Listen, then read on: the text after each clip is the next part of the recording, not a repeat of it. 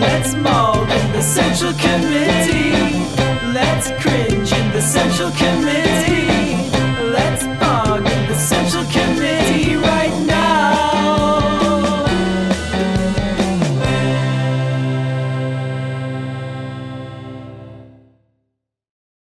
All right, chat. Why capitalism can't handle crises. Part 2. This video was made in generous collaboration with none other than Second Thought. They're an incredibly well-versed channel for anyone learning more about the alternatives to capitalism, both for beginners and hardened revolutionaries. Anyone who isn't new here should know I have this common theme at the beginning of the majority of my videos, where I give a personal example of my first interactions with certain concepts. And as this month's topic Sheppy, thanks for are the prime, by the way. crises, I see no reason why I shouldn't do the same. Even though I lived through some of the world's greatest economic downturns due to massive inflation as Yugoslavia was falling apart, where a person's savings could buy them a house one day and not even a newspaper the other, it wasn't until I received US-styled business education that I was introduced to the idea of so-called naturally occurring crises for the first time. I remember our economics and our political science Didn't we just do this? Nope. We watched the Second Thought one. We didn't watch this one. professors talking very differently about the 2000s. What do you guys think about leftist appropriation of Wojak and these 4chan style memes? Like Pepe is one thing. These? Okay, you think it's based? Okay. Okay, I gotta tell you, as a boomer, I don't know about it. 2008-9 crisis. The latter were obviously more left-leaning and included more social the Wojak art factors in their style. analysis Me of the too, but crash. it's okay. While Apparently the it's econ based. professors looked us straight in the eyes and said that it's to be expected, and not only that, but celebrated when the markets quote-unquote reset themselves. Now, of course, they never mentioned millions being left without homes while banks were bailed out, and only stuck to previously well-established excuses to why a system that is supposed to work so well works so badly for so many. As years passed by, I started noticing a trend, as most of you probably have as well, namely the excuses for every moment in which markets and the neoliberal system failed us started growing and growing and growing.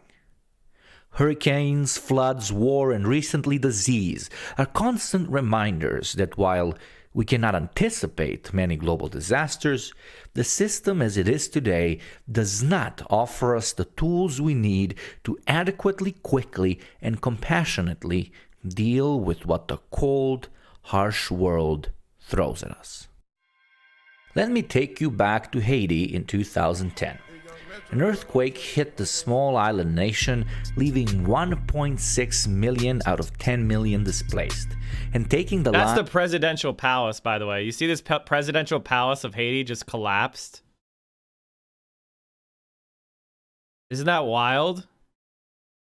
lives of an estimated 316,000. The nation's biggest port was destroyed. Homes came crashing down like a deck of cards, and the little economic upturn the post-colonial people of Haiti managed to work towards quickly came to a halt. The Clintons, who I'm sure everyone here is aware of, had a special place in their hearts for Haiti, and began leading the humanitarian effort in this unprecedented crisis. The approach, to nobody's surprise, was a neoliberal one. What exactly does this mean? Instead of direct support, they would create infrastructure which would allow richer countries, okay, who am I kidding? It would allow the US specifically to invest in Haiti for personal gains. The good old trickle-down idea that if foreign investment arrives, it will help uplift the locals. To me, if I'm being What do you think, chat? You think that works? You think that works? What do you think? honest, it sounds as if the Clintons held that classic internalized imperialist belief that without the help of the developed Westerner, Haiti wouldn't be able to take care of itself. To simplify even further, neoliberals ask the question, What's in it for the market to start pumping money into a certain place? By giving the market a reason and by turning it into an attractive place for outsourcing, both the Haitian people as well as successful businessmen can profit. This might sound like a complicated way of using someone who is in a tough spot to extract as much money out of them as possible, but let's ignore petty moralism and look at the success of this not-so-original idea. In the US's largest post-earthquake project, a 300 million, 600-acre industrial park called Caracol on the country's northern coast was going to be built. To make the park more attractive, the US also agreed to finance a power plant and a new port through which firms operating at Caracol could ship in materials such as cotton and ship out finished products, including t-shirts and jeans. As I previously mentioned, the Clintons and their allies believed that the Caracol project would attract international manufacturers, which they saw as the primary fix to Haiti's faltering economy. Haiti has failed and failed again, wrote the British economist Paul Collier and his colleague Jean-Louis Van Holtz, who have both advised the Clintons in the financial... So they basically wanted to make Haiti a sweatshop for textiles. Times 2 weeks after the earthquake. By building so-called critical assets such as ports, they argued the US and its allies could help Haiti attract private, foreign investment and create the stable jobs it needed to prosper. 10 years later, man. The industrial park is widely considered to have failed to deliver the economic transformation the Clintons what a surprise. promised. But less attention has been paid to the fate of the port. What a fucking surprise. Last year, after sinking tens of millions of dollars into the port project, the US quietly abandoned it. Why exactly? Well, it's complicated, but as always comes back to mismanagement. Due to the fact that the foreigners, who were the ones financing this project, were the only ones with a say. To quote the 12 Haitian members of the committee, in reality, Haitian members of the board have one role: to endorse the decisions made by the directors and executive committee, which included donors and other Clinton allies. In May 2018, almost 3 years after a new port was originally supposed to be completed, US aid entirely abandoned its plans to build a new port or expand the old one. In August, a spokesperson explained the decision. Based on proposals received in the current marketplace, it appeared that the cost of the project would significantly exceed the business forecast, cost estimate, and available funding.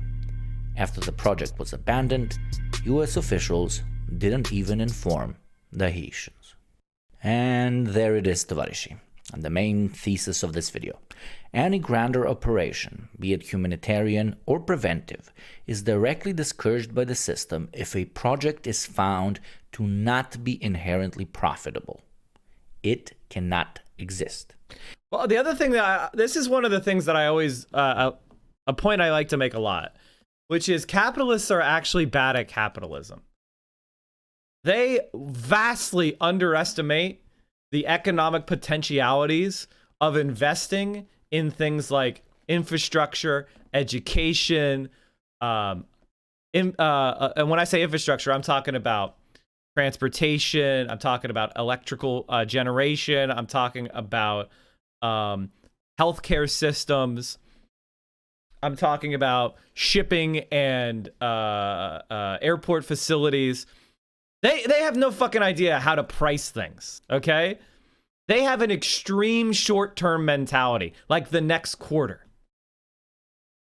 They so they're always bad, and they always underinvest in all of those key infrastructure items. It's societies, that's why the Soc Dem societies are so much better performing as far as like human development than the ones that rely more on this laissez-faire style managed competition neoliberalism model. And obviously Haiti, right after a devastating earthquake, is not going to be super profitable for a sweatshop for textile mills. The society has been flattened from the ground up. You need to build all the basics back.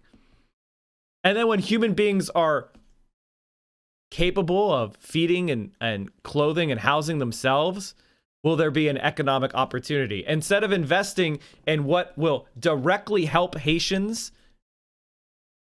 they have to do this side angle of what will make this attractive for companies to try to take advantage of the Haitian people. And it's pathetic.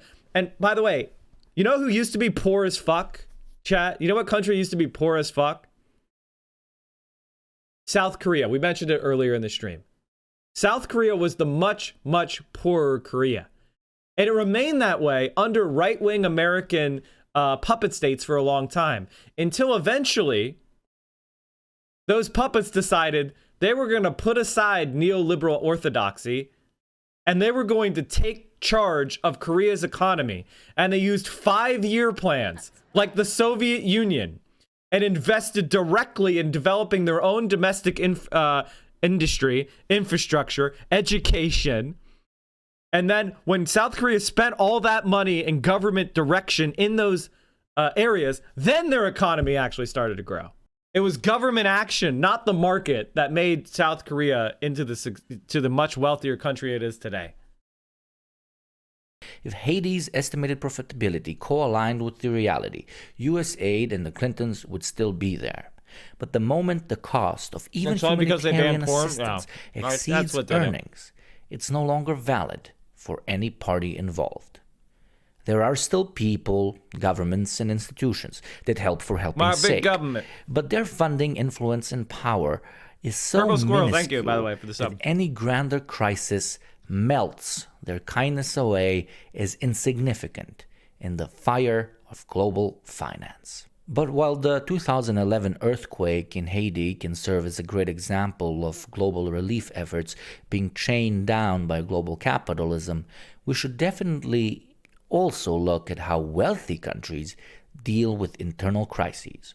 Second Thought's video, which is linked below, does an incredible job of connecting the disaster between how America dealt with this pandemic, so I won't go into that. Instead, let's look at the world as a whole and try to pinpoint why the tools at our disposal for dealing with unexpected crises... Is this what people like? I can make videos like this. I can make videos like this, which is just me rambling over fucking B-roll.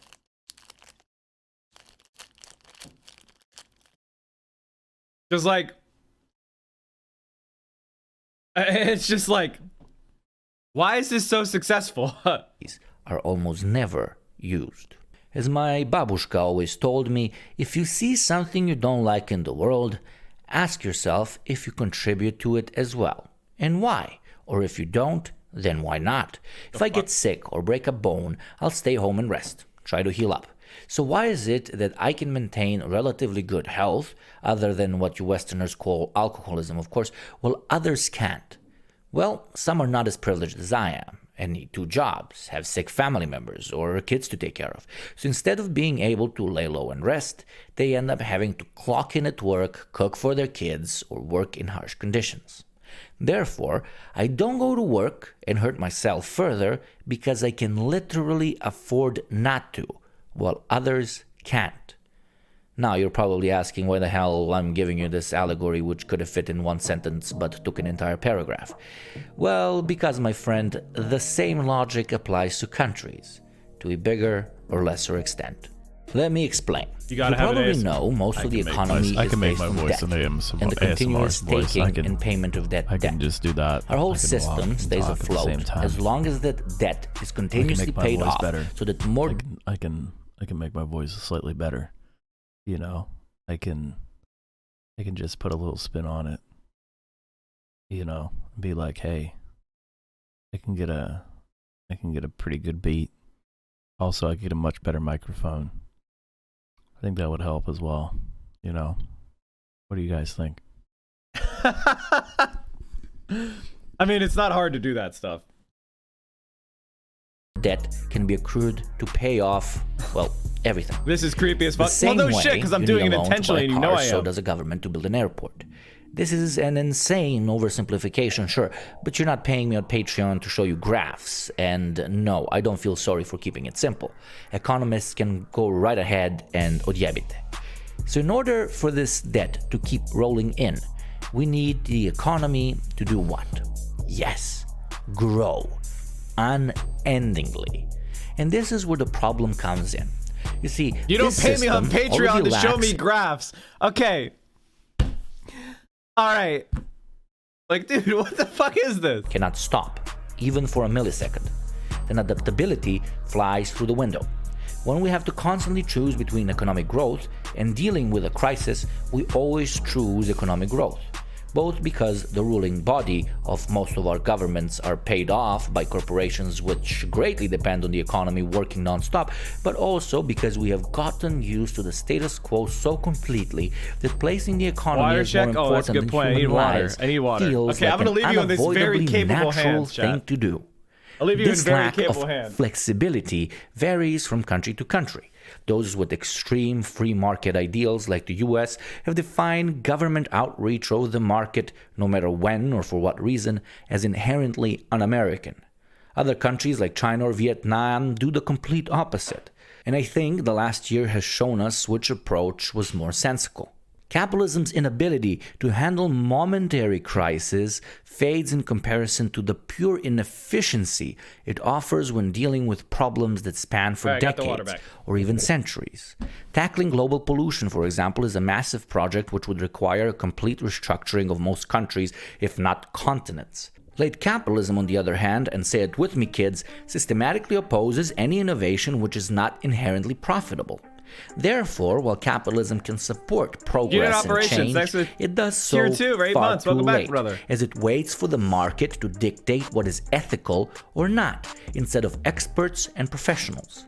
We knew electric cars were a viable alternative to petrol engines almost half a century ago, but because of the massive profitability of petrol engines and no control over the direction the market takes us in, we had to wait until every single Alpha Kappa Gamma frat boy was convinced that driving an e-car was cool. And while an unregulated market... Okay, wait, what? ICE engines are the overwhelming majority of stuff produced today. Electric cars, for the most part, are a fringe small share of the car market now. It's not like we've actually completed it. We haven't completed any kind of transition. What the fuck is he talking about? The fuck is he talking about? We haven't completed shit transition. What does he mean? The fuck is he talking about? does a great job of turning our ideals into products, it does so very slowly, as it requires the majority of the population to catch on to the trend, which, let's be honest, it does very rarely and very slowly. What about automation, for example? Okay. If working people have no oversight, then the market will simply get rid of them due to their higher cost and inefficiency. What about, I don't know, colonizing new worlds? Making everything run as competition will just lead the people of whatever... First of all, automation is good. This is one thing that I need all you socialists and lefties to understand. You're not Luddites, okay? Automation is good. If somebody says, oh, Mike, if you raise the minimum wage to $50 an hour, that'll increase automation. Good. That means more labor-saving devices. That means higher productivity. That means less human effort to produce more stuff. That's good. What you have a problem with is the distribution of resources at the end of that. If there's a bunch of machines and it all goes to Jeff Bezos' pocket, that's bad. But the bad thing isn't the machines or the production. The bad thing is it going into Jeff Bezos' pocket. Redistribute wealth. I want to live in a world where nobody does hard labor that doesn't want to, which maybe there will be somebody that wants to do that. They'll have a hobby of liking to do hard labor. But automation is not the problem here. It's the distribution. It's our relations to production. Who owns what and when? That's the problem. Planet they colonized to secede from us because that be the way to make more money. Makoba, What about yes, I know. endless The wars Luddites. being fought by certain countries all the time? Is it because they want to? Even I don't honestly think that. It's because they can't stop.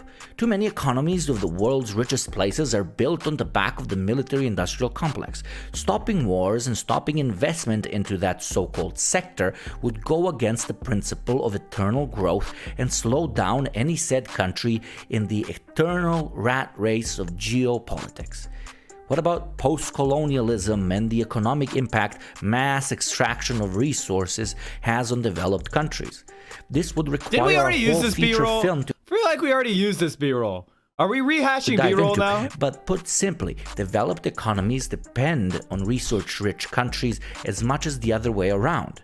This constant extraction leads to massive crises such as food shortage, unstable job markets, and rampant political instability, as these countries are deprived of the very means through which they are expected to develop in capitalism. Even if a Western government would like to pursue more just terms, they just end up losing out on economic growth that more parasitic imperialist states participate in. Ironically, sustainable international trade is not sustainable for already established economies. All the previously given examples don't even scratch the surface of all of the international crises left unsolved as a direct consequence of setting up our systems Well, that was a the cool way we tower. do. So what would be a solution? If you watch my channel, you know I'll say Why are you shitting on this dude? Successful leftist on YouTube. Oh no. It's fine. It's fine. I just like to engage with the visual medium a little bit more. I don't know that I agree with this. socialism and the workers' ownership of the means of production. Okay, so I don't think that trade has anything to do with what he's trying to say. I think what he's trying to say is that we have these exploitative relations because of capitalism. Trade would happen under socialism. One area of the world has more of a resource that another Area A needs, and Area A has another resource that Area B needs. There will be trade and exchange between areas. That's just how things will happen. Specialization, all that things that came with the industrialization necessitates exchange. The problem you have here is that capital is in private hands. Production, Too which would much allow like us conclusory. I think one of the problems I have is like a lot of the conclusory statements. I might even agree with the conclusion. Like if I agree with your conclusion, I want to see you walk me there, right? You just telling me the conclusion doesn't impress me much. I need you to walk us through to the conclusion, as opposed to just stating the conclusion and saying believe it, right? us to democratically move the world in a direction the majority wants. And the majority is not as suicidal as most people think. This would completely change what drives us. And as my babushka says, if the why you do it is changed, the way you do it changes as well. That's true. But let's be honest. That's with true. I ourselves. agree with that. Yeah. International That's a good socialism analogy. isn't exactly going to happen tomorrow.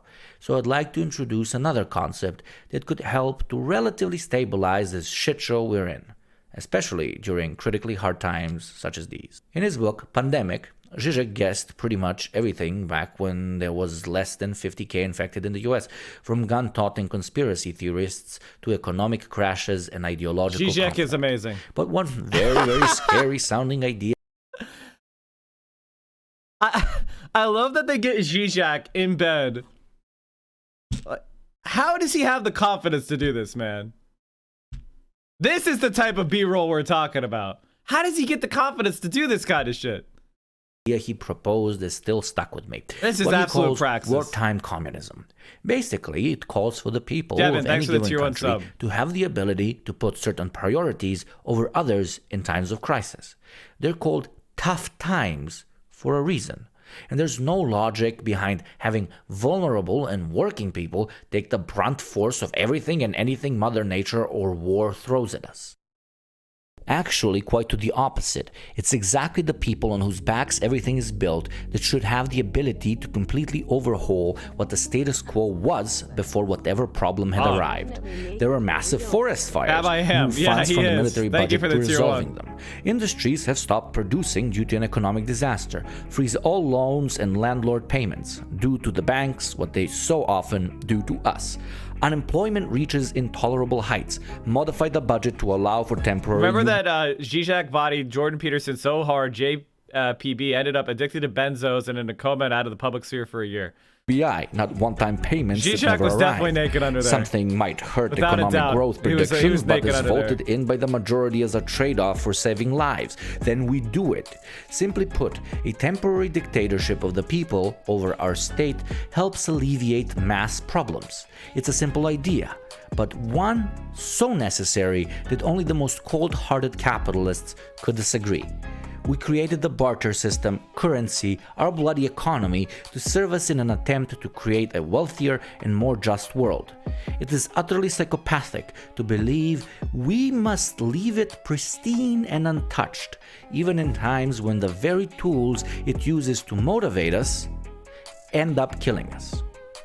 Capitalism might believe that everything has a price. Even human Damn, life. that's a cool music video right there. That's a fucking baller music video. Holy shit. Believe that everything has a price. That's fucking pog right there. But we, as a species, need to we reject need more of that that. idea in its entirety. So awesome. Because otherwise, well, we're just living on borrowed time. That is cool And like as everything shit. in capitalism, that borrowed time has an interest fuck, rate. That's awesome. Thank you for making it to the end of the video. As I said in the beginning, We made it. This video was made in generous collaboration with none other than Second Thought. Second If you're thought, you know interested what? in- You know, like, as much as I bag on stuff like as much as I bag on stuff like the B-roll and stuff, it's still pretty cool that Second Thought Learning goes more out of about his way to crises collaborate and with people in a capitalism, positive check way. out his latest video, which pairs greatly with this one, on why America, specifically, can't handle them. If you like what I do here, consider supporting it by subscribing or donating over on Patreon. For the price of less than a can of beer a month, you can help this channel run. Do this one next. All right, chat. No, we've got to get the context for the Zizek. We got the Zizek in bed, chat. I don't think that philosophers ever provided answers, but I think this was the greatness of philosophy. No, not in this common sense that the philosophers just ask us questions and so on. I mean, what is philosophy?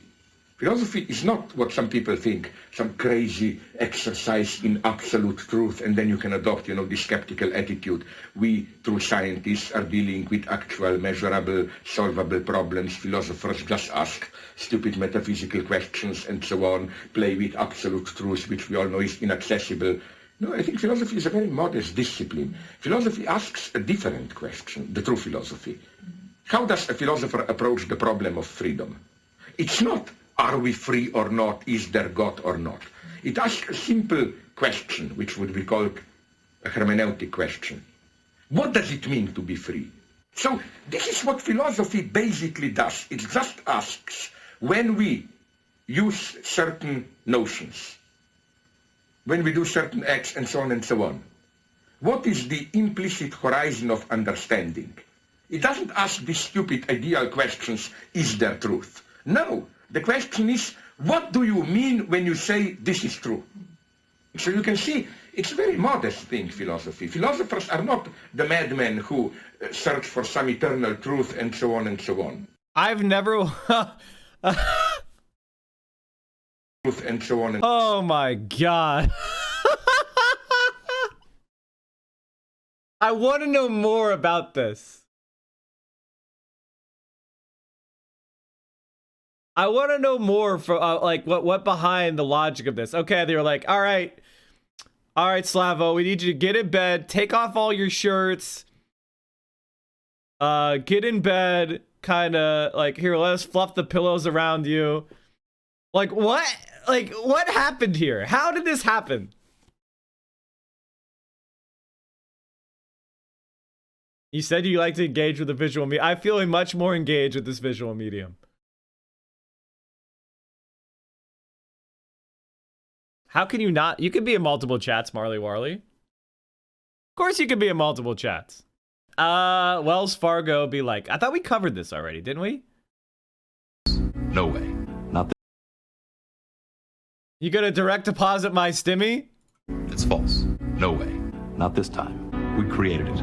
Not this time. No, not this time. It's totally made up. Pure fiction. It's fiction. It's fiction. We made it up. We made this one up.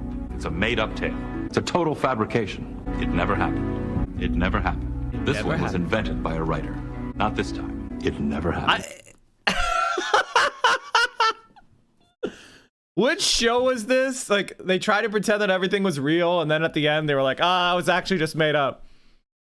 Mike, I'm gonna need you to see this. Try linking it again. Fucking hell. Is it beyond belief? God, everything is just... Riker is an actual Chad. Riker is an actual Chad. When you make videos, can you use Zizek in bed as B-roll repeating? Oh man, that would be such a smart idea. We do politics here every morning starting at 10 a.m. 10 a.m. Eastern, 7 a.m. Pacific. You can watch us here on Twitch. We're the morning guy. The morning politics guy. Politics Frogs in every single day. Same time, 10 a.m. Day in, day out. And we carry you through your morning and early afternoon politics needs. And if you need more, Mike from PA, we have a YouTube channel. We talked about suburbs, the My Pillow guy, Ted Cruz. We talked about DSA. Amazing. Making fun of Tim Pool. Amazing. Look at all of these amazing videos. Get in there, watch them. We have me on Twitter. You gotta follow me on Twitter, chat. I'm at 20,614 subs. That means I got like 40 followers on Twitter in the last day. You can do better than that. You can do better than that. Go follow us on Twitter. And of course, join the Discord, where we have an incredible community of left-wing streamers. We have left-wing community. We talk about the stream. We talk about politics. There's gaming content. It's a really awesome, supportive place. Direct action, mutual aid, and you can just let off some steam. And also, you can help produce the show. One of the things I do is I look at the links that are put into the news content suggestions chat room on the Discord. Join the Discord, come hang out, and maybe what you want me to talk about will be part of the next show.